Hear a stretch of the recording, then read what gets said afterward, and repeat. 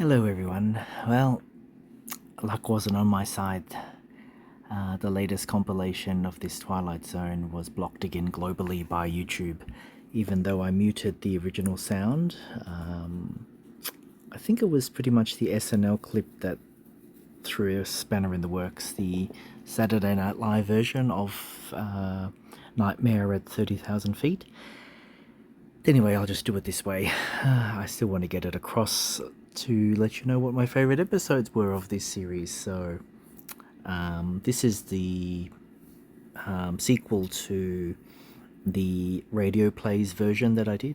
Anyway, it'll make sense when I put the link to the previous upload to this, which is also a similar fashion where I've just got still images and I'm just talking over it. So, sorry about that. YouTube didn't like what I've done in terms of, video clips, so we go back to static imagery.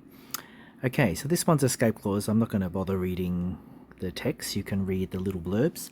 But yeah, this one I like because the notion of being invincible, pretty much. As you can see, I know it's a bit literally foggy, misty there. The protagonist has touched something hot, maybe an iron or something like that, or put his hands in something hot anyway. So, and he's seeing the steam coming off his hands, but he's not feeling any pain. So yeah, you'll find it wasn't quite a blessing, but maybe a curse. But yeah, each Twilight Zone episode had a twist ending, so this one is no exception. Next we have The Lonely, in, is it an unnamed future in terms of undated future? As you can see there, this murderer is sent to a deserted asteroid in space to serve a 50-year sentence. So obviously, yeah, imagine 50 years being alone. There's no other prisoners with him, but you can see in the picture there's a woman next to him. I won't give it away, but he's given a companion. I say it like that.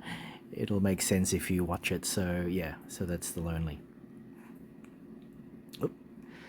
Time Enough at Last. Yeah, definitely a classic. They're all classics, but this one even more so. Where the protagonist, a bank clerk who loves reading, he spends time in the vault of the bank during his lunch break to read a book. And of course, being in the bank vault, it was thick enough to save him from the H-bomb that went off outside. So when he explores his immediate vicinity, he realizes that he's the only one left, well, in this part of the earth anyway. He's happy that the library partially survived with lots of books, and he thinks he's in heaven because he can read as much as he wants to. But you'll see again with the twist ending, yep, classic. It has been spoofed on The Simpsons, I'm pretty sure, and Futurama. They call Twilight Zone the scary door. I think that's in Futurama. Yep. Third from the Sun. No, not Third Rock from the Sun, but maybe it got inspired by this episode and episode title in a way. This family is escaping this planet unnamed because of, atomic warfare that will obliterate it, potentially. And so they escape to another world. Again, a twist ending. Third from the Sun gives you a big clue where they might be heading to. So, yeah. The Hitchhiker, very unsettling. They cast... the casting is amazing. Spot on for the Twilight Zone of the time, being black and white, and none of the special effects that we take for granted now. The person who was cast as the Hitchhiker is creepy. He doesn't have many lines at all, but just his presence is unsettling when, you see him you see the side of the car, and in the mirror, in the distance, just looking forlorn, hoping to get a lift. And the protagonist, just keeps seeing the hitchhiker throughout her journey. Again, it has a twist ending. And as a driver myself, yeah, I don't want to drive at night in unfamiliar territory, especially when there's, kilometers or miles of roads with nothing, no houses, just in the middle of nowhere, basically. I wouldn't want to do that, not at night. I'd be haunted by this episode. Elegy or Elegy, I'm not sure how to pronounce it. I like this one. I like sci-fi or stories of Twilight Zone that touched on sci-fi. Three astronauts end up on a planet where everyone seems to be frozen. They don't move. They're like mannequins. So yeah, an air of mystery there. The monsters that do on Maple Street, classic. It has been updated for, I think, the 80s version of Twilight Zone, the series that revived the Twilight Zone in the 80s. And I think that one was just called The Monsters Are on Maple Street. They tweaked the title a little bit. Similar premise, both, of the updated one got inspired by the original. Basically a small neighborhood on Maple Street. Power is cut off to everything. So telephones, electricity, cars, car engines and batteries, etc. And so they're thrown into the Dark Ages, the Stone Age, and yeah, pretty much paranoia starts to take hold because they want someone to blame for this. And they blame the family that the last to move in, the newest family, who haven't come outside to see what all the chaos is about, with all the power out. And not to give it away, one little twist. There's several twists. That family that you don't ever see, that keeps to themselves, has power in their house for some reason. So there's lights on in their house, but everyone else in the neighborhood, the power is out. So it just adds to the suspense and intrigue. People are alike all over. No, that's not Darren Stevenson, the character who plays the husband in Bewitched. Looks a little bit like him. Oh, sorry, that's my air fryer in the background, if you can hear that piercing beeping noise. Just making my dinner in the background while I'm doing this.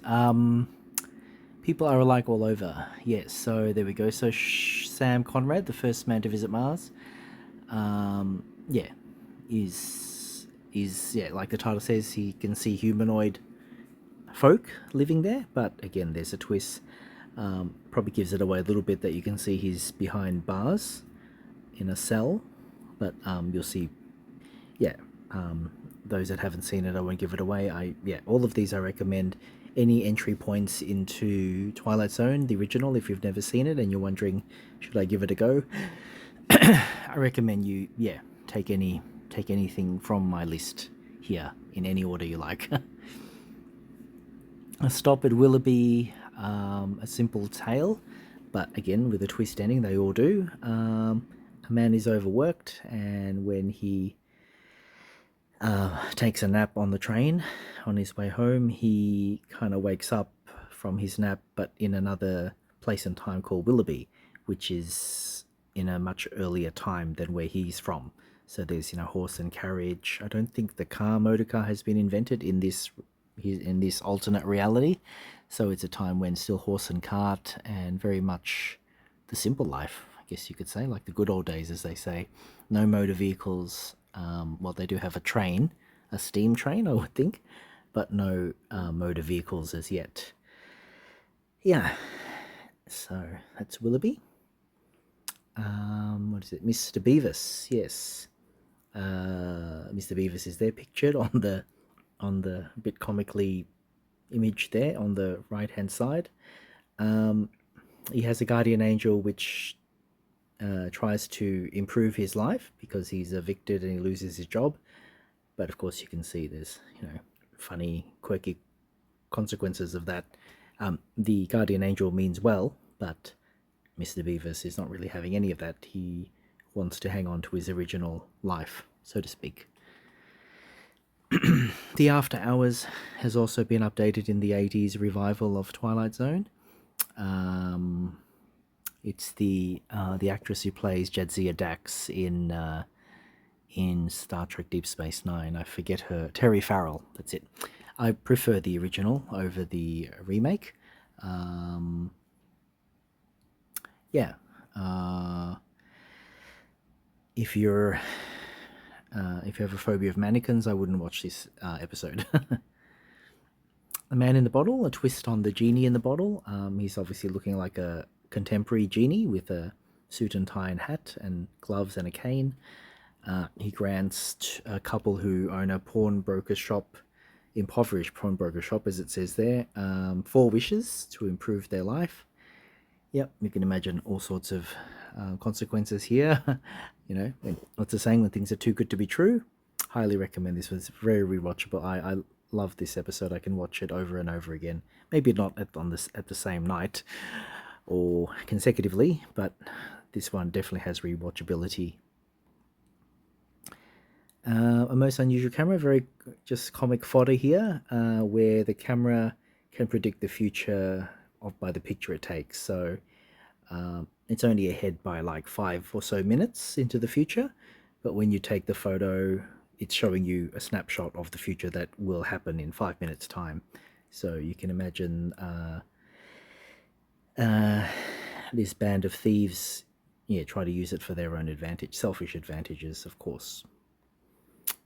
Petty, for your thoughts, this is one of the actors who played the husband in Bewitched. Oh, maybe there was only one. Was there 2?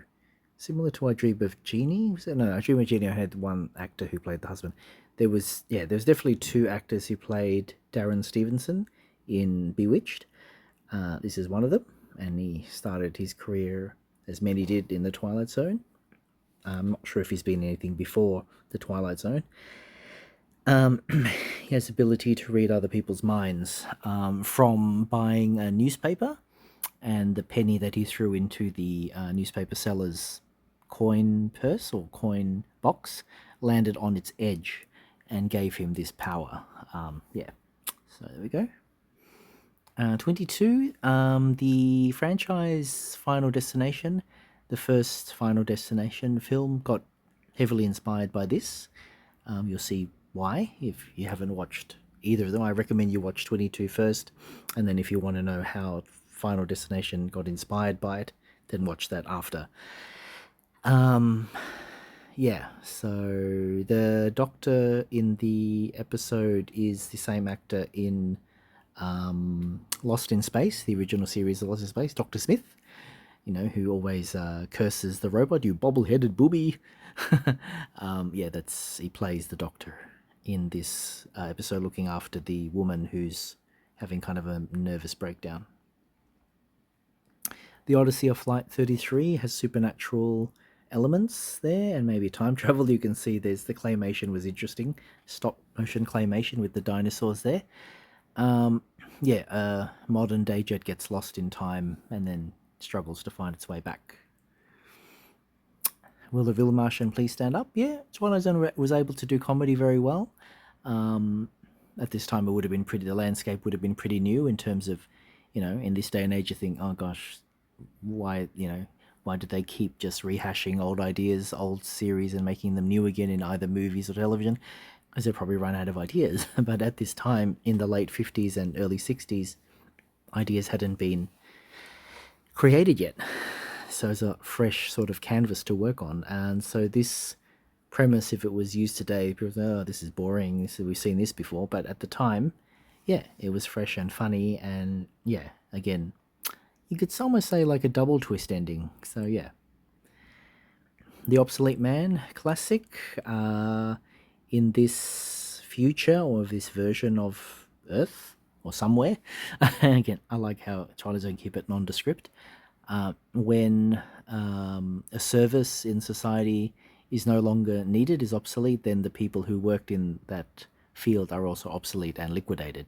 So this man is a librarian. In this future, there is no libraries or no need for books or libraries, so therefore there's no need for a librarian.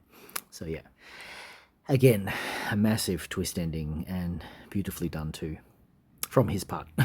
You see what I mean if you do watch it, or if you have seen it, you know what I mean. The shelter, sorry, not much imagery there in terms of the Google search. This was spoofed on The Simpsons very well. At the time when the shelter spoof came out on The Simpsons, they pretty much tried to fit every single character into the bomb shelter.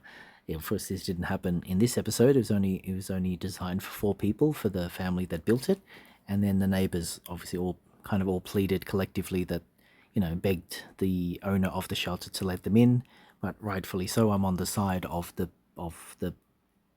person who created the shelter.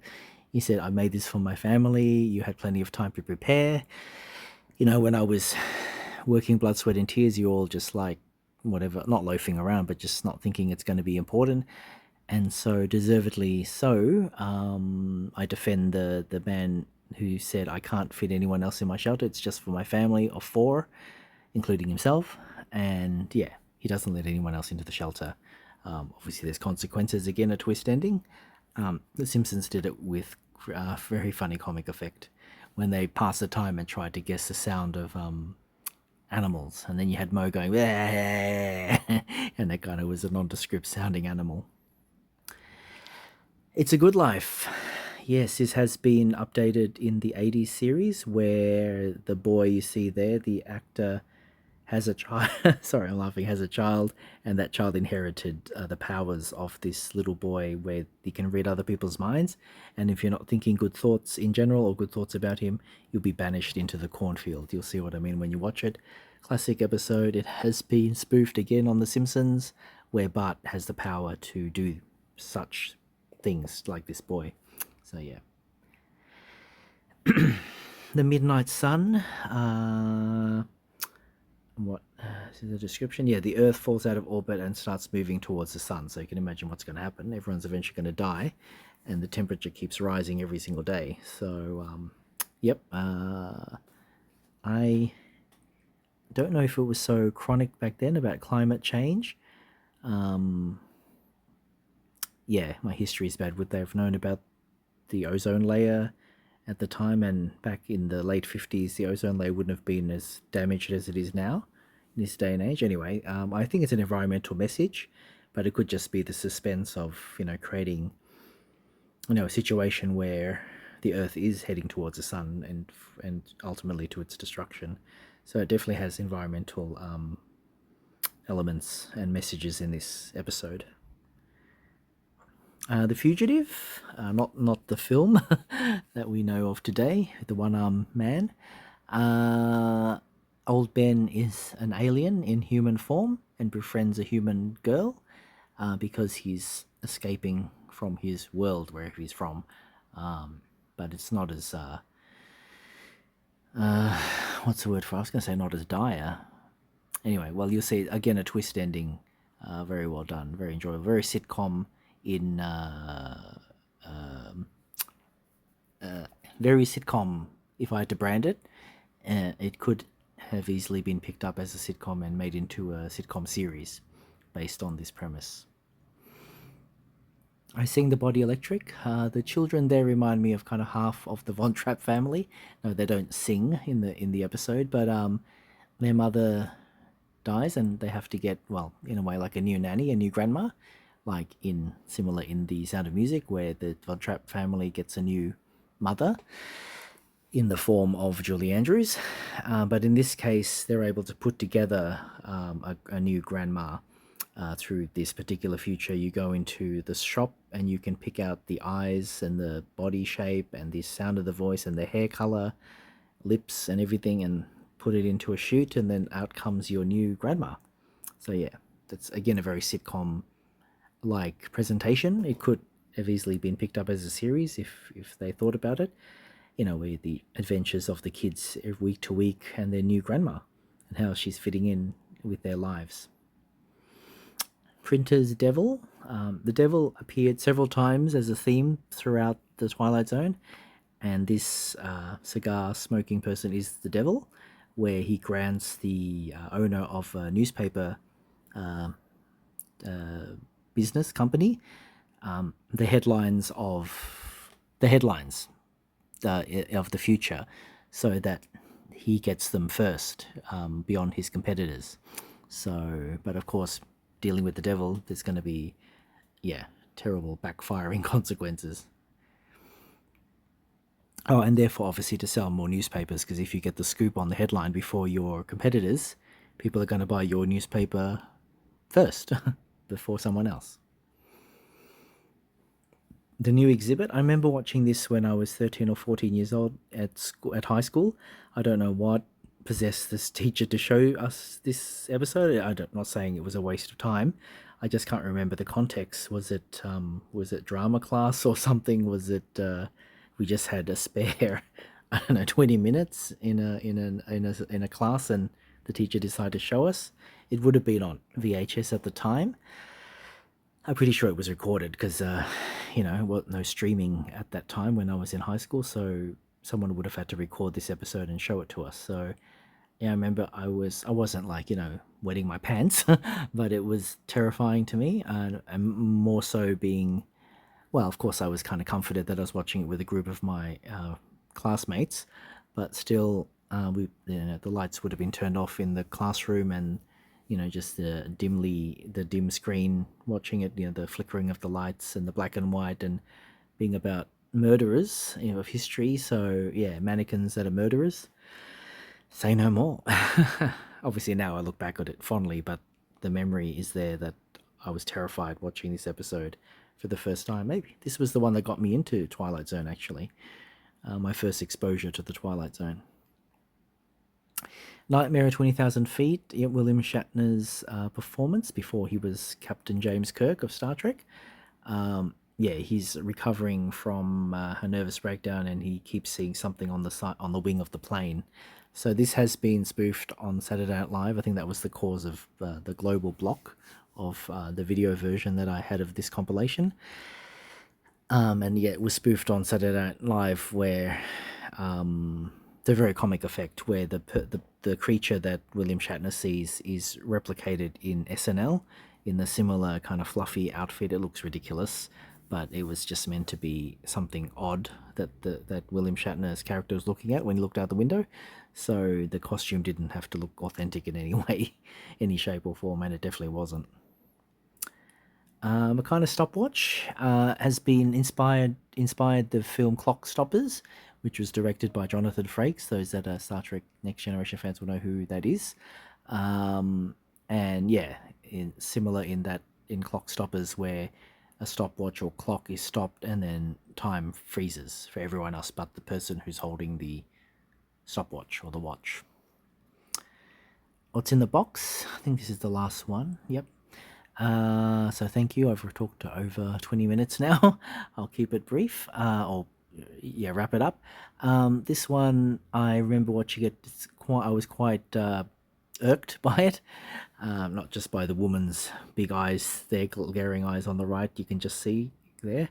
Again, one where you could see the future. Like the television set gets repaired by the television repairman, which is the gentleman in the main picture on the top there, and he's able to tweak the TV to make it see the future, say maybe about, 15 minutes into the future or so, but it's the real future, like what the husband and wife, no, the wife doesn't see it, it's only the husband that is haunted by the images. So when he tries to watch the boxing or something or a sports game, instead he will see his future and the couple's future. I won't give it away, but and that future can't be changed. So he's watching of scenes of his life and his wife's life to come. Every time he turns on the TV and watches a little bit more, it reveals a little bit more of the future that will actually happen. Yeah. So yeah, and that's it. Thanks everyone. Well, that was horrendous. Clearly the spin-off or the updated versions of Twilight Zone that I touched upon, the 80s version and subsequently onwards, I might have got a copyright warning, but they weren't globally blocked and they were all, visual video images. But for the original series, yeah, much more difficult. Anyway, I know this will be let through or greenlit by YouTube because I did a similar compilation just before this. If you watch that one as well, so this one should go ahead fine. There's no audio samples of the video. There's no moving video footage of the original clips. It's just me narrating over still images, so I know it's a poor consolation, but that happens. I know this is all licensed material, so it's not my own. I'm just commenting and sharing what I have enjoyed of the episodes of the original series. So, if you're a fan, you know what I've been talking about. If you're new to Twilight Zone, I recommend you watch any of the ones I recommended in this compilation or the previous one based on radio plays. Thank you for watching and persisting. It's just gone over 25 minutes. Let's stop it now. Let me have dinner. Maybe you have dinner too, wherever you are. Thank you, and good night, good morning, or good afternoon, and until next time, bye for now.